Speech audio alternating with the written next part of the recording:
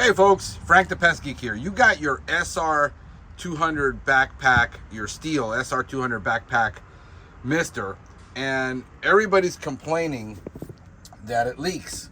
That, it'll just, you lay it down and it just starts leaking from here even after it's turned off. Well, let me show you what the problem is. It's this little piece right here, okay? And it's actually not this piece. This is the one that goes, lost my little, there's my spring, no worries.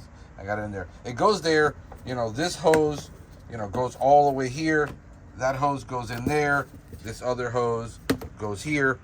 And in there, there's a piston. ¿Ya te va? Oh, para buscarlo. All right. So, if you open this up in here, there's these two little O-rings. Well, the O-ring goes bad. So what you do is, all you do is buy a little kit. All right, you buy a little kit like this with the O-rings and you replace them.